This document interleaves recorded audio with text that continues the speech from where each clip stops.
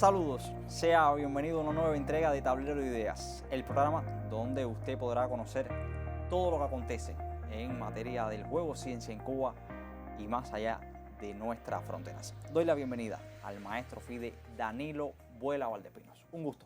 Un saludo siempre. Una vez más, siempre es un gusto compartir con usted. Correcto, la verdad. Bueno, Danilo, y qué bonito que la primera mujer invitada en este programa sea una leyenda del juego ciencia en nuestro país. Todo un lujo para nosotros. Bueno, amiga también en su plano personal, la gran maestra Vivian Ramón Pitao. ¿Cómo presentarla? No sabría. Creo que es una de las figuras más queridas, respetadas y admiradas también dentro de nuestro país. Y no hablo, por supuesto, solo de materia ajedrecística. Fundadora del Centro de Estudios Isla. ¿Está bien así? Sí. Un placer, de verdad que un placer con esta invitación. No, el placer es todo nuestro, creo que hablo en nombre de los dos y por supuesto de todos aquellos que en este momento nos están viendo. Ahora, Vivian, el Centro de Estudios Isla, qué bonito, pero coméntenos un poco qué es el Isla, cómo nace, cuéntanos. Bueno, el Centro de Estudios Isla es la continuidad del Instituto Superior Latinoamericano de Ajedrez, porque en el 2018 hubo una reestructuración y era necesario que el instituto desapareciera como instituto y pasaran el centro a la Universidad del Deporte Cubano como centro de estudios. Y bueno, ese cambio, yo te diría hoy que fue favorable porque todos los profesores crecimos en nuestro desempeño desde la Universidad del Deporte. Y te voy a poner mi propio ejemplo. Fue allí donde yo hice mi maestría en gestión y administración del deporte.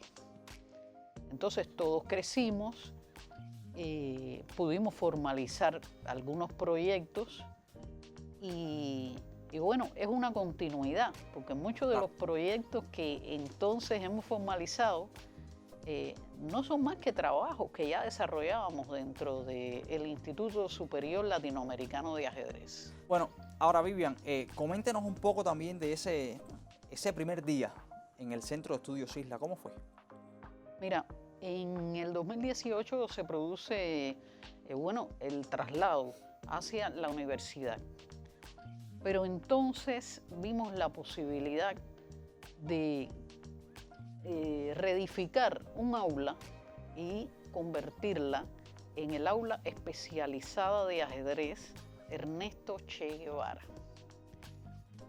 Ahí trabajamos todos, pero todos. Tuvimos muchas labores constructivas. Tuvimos el cuidado de levantar el piso, hacer el cableado por debajo, porque íbamos a tener niños pequeños, tener todos esos cuidados.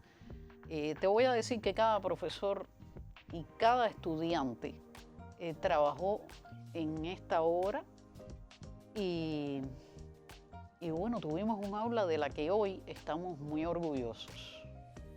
Entonces, ese 17 de noviembre del 19 inaugura el presidente Díaz-Canel, lo cual es todo un honor para nosotros. Ese día, en la inauguración, él jugó online con la gran maestra Lisandra Ordaz, lo cual fue todo un honor. Vio nuestra primera generación de niños talentos en ese momento. Es decir, y digo en ese momento porque la Escuela de Talentos del Isla ya existía en el centro del Instituto Superior Latinoamericano de Ajedrez. Por eso digo que es un trabajo que es continuidad. Y no quiero dejar de rendir tributo y homenaje a la profesora Eumelia León, porque en el centro, en el Instituto Superior Latinoamericano de Ajedrez, dirigía esa escuela de talentos. Y esa es la escuela de talentos que también estuvo en la gran simultánea de la Plaza de la Revolución, que fue un día fabuloso también. ¿Cómo es el proceso de captación también de niños talentos? Quizás no niños talentos, pero sí niños con pasión, digamos, por este deporte.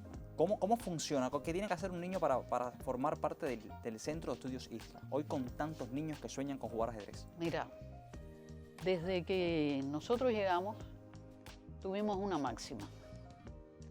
Y era que todo niño tiene las puertas abiertas del Isla. Nosotros, primero, premiamos esa motivación Claro. por el ajedrez. Nos gusta que el niño llegue, que toque las puertas, que conozca.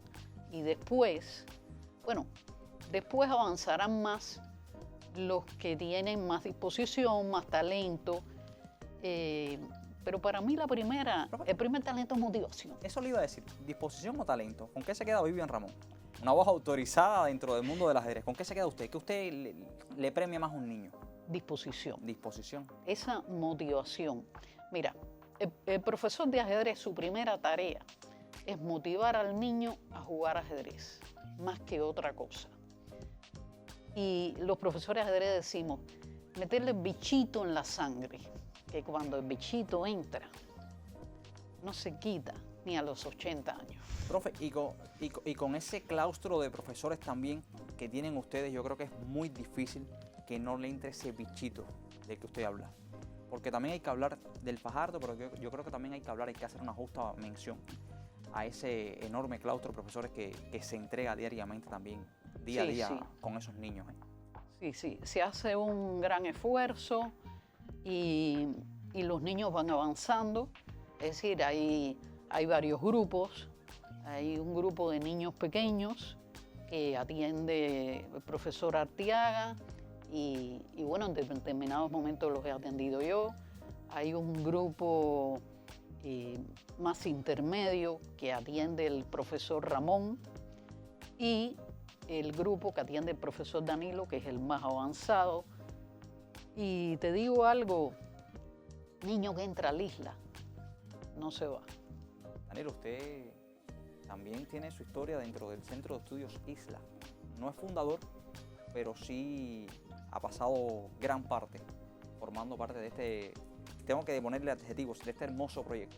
Realmente es un privilegio el hecho de haber sido aceptado en el Isla y haber brindado el esfuerzo para su desarrollo. Ahora, Danilo también ha tenido la posibilidad de viajar con niños también del Centro de Estudios Isla que han demostrado también la fuerza del ajedrez cubano extra fronteras. Bueno, qué bueno que tuve la oportunidad de ir a Novocosnet con los niños que este año estuvieron precisamente allí para jugar en el torneo Intelect. Y qué bueno conocer ese entorno, qué bien el hecho de identificar el desempeño de nuestros muchachos y conociendo ya la experiencia del torneo, qué bueno es decir que sería muy, pero muy interesante el hecho de que en nuestro país se jueguen algunos certámenes con el mismo formato que se juega en Novocosnet. Una experiencia adquirida sin duda. Danilo, pero hay que decir primero que no todos los niños que fueron a Novocosnet eran del Centro de Estudios Islas. O sea, había también niños de otras provincias y que también es la segunda ocasión que Cuba participa en este torneo en Rusia, ¿no? No, es que Cuba tiene en la actuación de Felipe Herrera Benítez 2025. Efectivamente, medalla de oro en el primer tablero. Realmente una actuación muy descollante. También, por supuesto, ya en la segunda oportunidad fue importante el desempeño de Ofarril Cabrera, un talentoso ajedrecista, Esteban David, de Villa Clara. Y claro está que merece mucho reconocimiento el quehacer de Alberto García Tabasco y de Daciel Pernas. Lías también estuvo este año. Y claro, bueno, ya Mía repitió. Es la única. Luego del 25 estuvo en el 26, toda una chispa dentro del equipo. Y Angelito estuvo en el 26. O sea que todos los muchachos con sus méritos pues aportaron lo que pudieron y siempre deja una experiencia grande para el ajedrez cubano. Bueno, lo cierto es que mucho aprendizaje brinda este certamen Intelect, la verdad.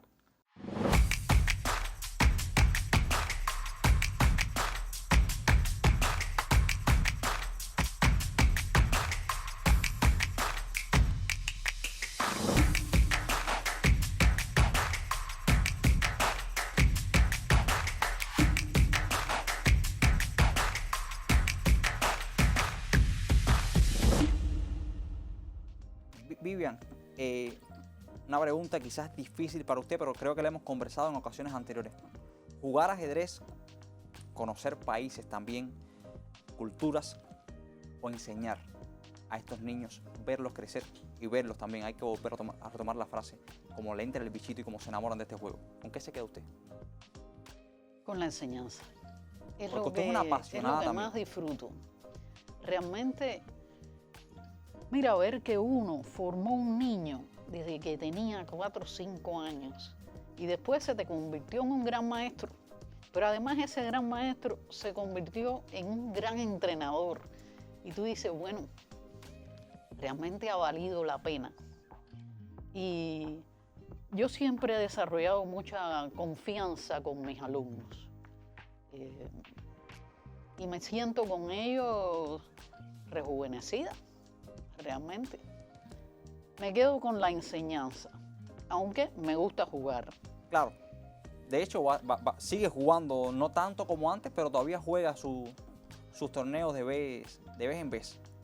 Más bien para impulsarlos. Por ejemplo, en Ajeduni. Profe, ¿le ha tocado jugar con algún niño? Sí, con mis alumnos y me hicieron tablas en el último torneo. En partidas oficiales. Oficial, me hicieron tablas en el último torneo. ¿Y eso, profe, la molesta a usted hasta cierto punto o le da también cierto regocijo el hecho de ver que han aprendido? Me da regocijo porque, y voy a ser sincera, los apreté en las partidas lo que pude y realmente se salvaron por recursos y me agrada que tengan recursos para salvar sus partidas. Perder con un niño para Vivian Ramón también sería una victoria. Me ha ocurrido y no es que dé una fiesta, claro. pero sí. Pero es también parte del trabajo hecho. Es parte del trabajo. Ahora, ¿cuánto ha crecido el Centro de Estudios Isla desde la fundación hasta la fecha? Te digo, en verdad, ha crecido mucho. Desde el punto de vista, con el proyecto Soñando a Capablanca, ¿en qué nosotros ganamos? En participación internacional, en organización incluso. Ganamos en esos aspectos. Y mira, te voy a decir, tenemos resultados internacionales. Por ejemplo, Alberto García Tabasco ha ganado 2 veces. 2 veces. El Carlos Torres de México. Y en varias modalidades. Sí, en varias modalidades. Nosotros tenemos niños, Daciel es campeón y subcampeón panamericano, centroamericano, disculpen. Campeón y subcampeón centroamericano en la categoría sub-10, sub-11. Y tenemos que es algo que me llena de motivación porque me lleva a una anécdota, ¿no? Nosotros tenemos un alumno que es de la primera generación, esa del 2019, sí, que el niño y su padre me paran cruzando la ciudad deportiva y me dicen, ¿ustedes dan ajedrez? Y yo le digo que sí. ¿Y qué hay que hacer para ir? Simplemente venir. El niño llega allí. Se llama César González Siqué. Ese niño llega allí, es el último en incorporarse al primer grupo. ¿De qué año estamos hablando? Estamos hablando del 2019. El niño es el último en incorporarse al grupo, es el último jugador en nivel en ese momento.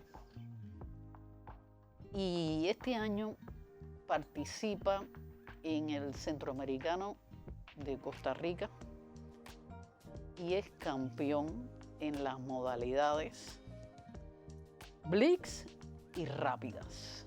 Ese mismo niño.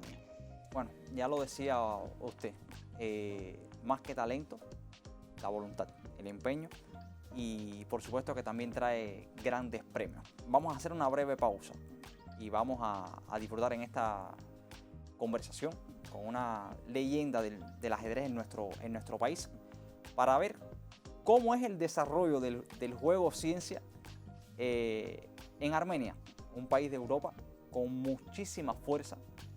Y por supuesto a este tema nos acerca hoy el colega en Barak Miguel Elba Valdés. Veamos.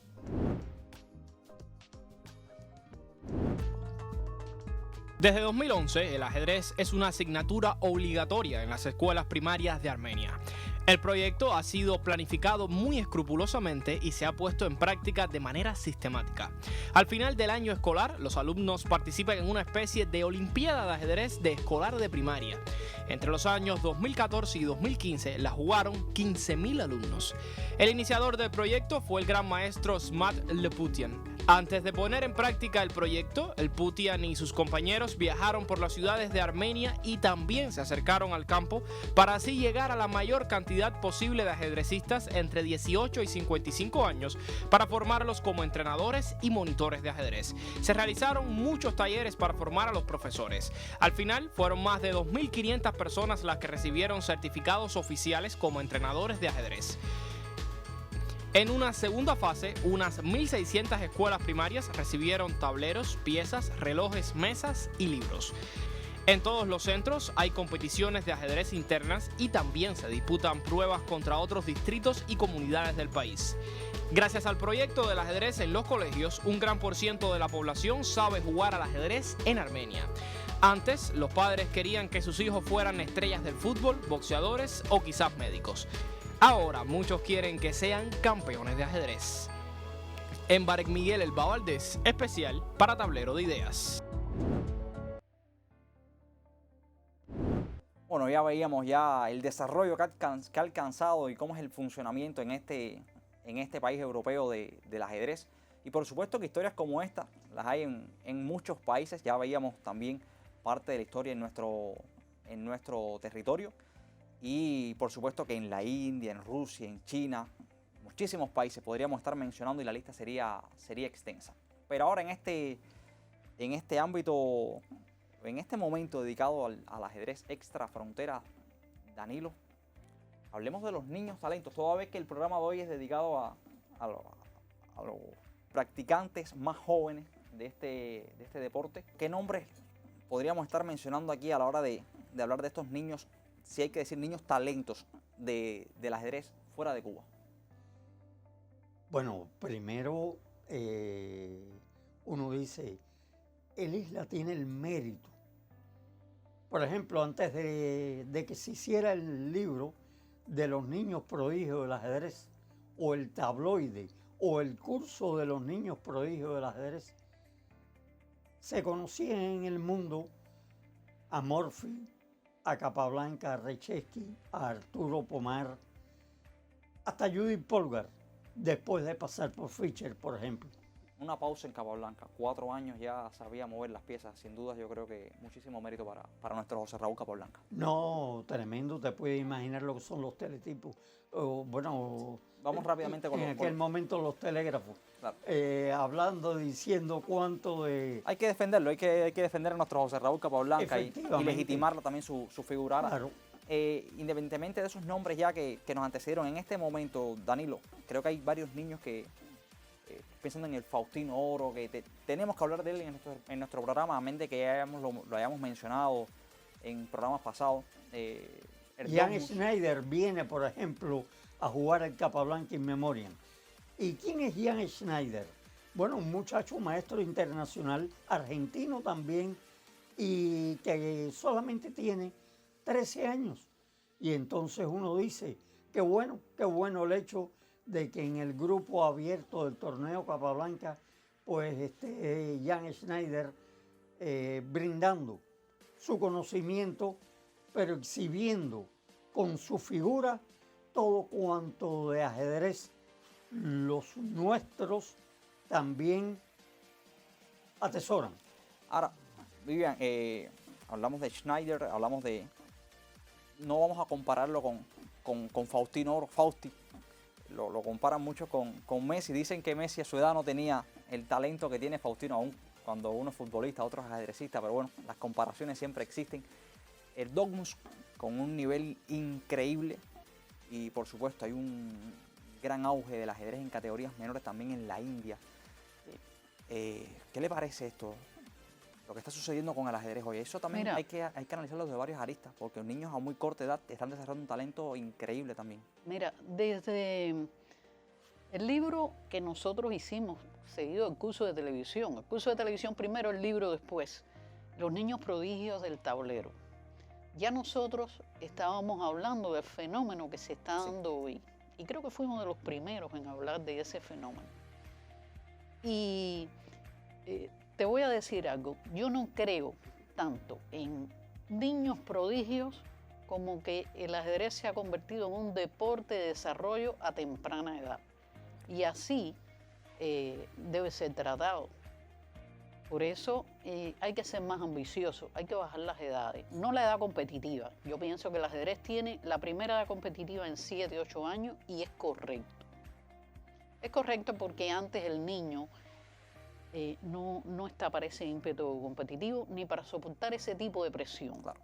Antes está para jugar, para la curiosidad, para desarrollarse, para mover piezas.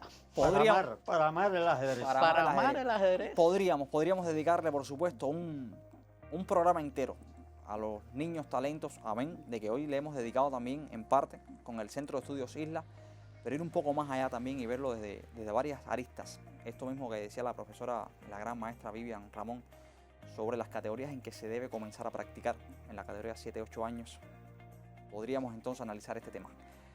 Se nos acaba el tiempo, pero antes vamos a disfrutar de otro trabajo que nos prepara, siempre curioso, el colega Embarek Miguel, sobre el ajedrez, pero esta vez bajo del agua. Usted escuchó bien, vamos a disfrutarlo.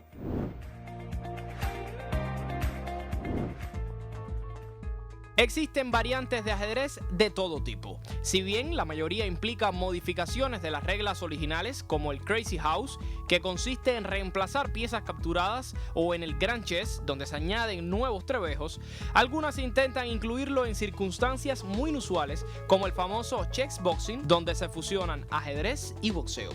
Una variante que ya se practica desde hace algunos años es el ajedrez de buceo o subacuático, modalidad que se desarrolla bajo el agua y en el que el tiempo de reflexión depende de cuánto pueda aguantar la respiración. Aquí todo el juego se desarrolla bajo el agua, con piezas magnéticas y un tablero diseñado especialmente para la ocasión. El agua llega prácticamente hasta el pecho y cada jugador se turna para sumergirse y realizar sus movimientos. Cada jugador solo puede pensar mientras pueda contener la respiración. Una vez que haya realizado un movimiento y salga a tomar aire, su oponente debe sumergirse y no podrá volver a la superficie hasta que haya realizado un movimiento. Esto pone de relieve algunos aspectos tácticos. Dado que las reglas estipulan que deben lanzarse al agua en cuanto el otro jugador suba, una forma de presionar al oponente es jugar rápido, dejándole menos tiempo para recuperar el aliento. Como dato curioso, muchos jugadores de la élite mundial, como los grandes maestros estadounidenses Fabiano Caruana y Hans Niemann, el indio Badit Gurati y el uzbeko Jakobir Sindarov, han incursionado en esta modalidad. Independientemente del lado competitivo, el ajedrez de buceo o subacuático consiste en una piscina con un toque original del juego ciencia. Embarek Miguel El Valdés, especial para Tablero de Ideas. Bueno, sin duda un deporte que nos regala imágenes bien curiosas, pues muchas veces vemos el ajedrez en una mesa y tal. Bueno, pues en esta ocasión, en el fondo también de las piscinas, con un tablero rápidamente, 30 segundos, ¿qué le parece esta modalidad de ajedrez? ¿La defiende usted o no? No. No la defiende. ¿Y usted, no la Danilo? defiendo. ¿Se atrevería usted a jugar una partida de ajedrez, al menos una partida bajo del agua? Óyeme, realmente yo la perdería por tiempo. ¿Por tiempo la perdería? Sí. Vamos a quedar en un match, aunque bueno, la profesora dice que no es su modalidad que más le guste o que no le guste el ajedrez subacuático, sencillamente no le gusta. A mí sí me gustaría jugar una partida de ajedrez subacuático, aunque bueno, sería de los que como Danilo también perdería por tiempo. Muchísimas gracias. Y el tiempo, precisamente el tiempo se nos acaba ya. Gracias por acompañarnos en estos 27 minutos. Hasta la próxima semana. Muy buenas noches.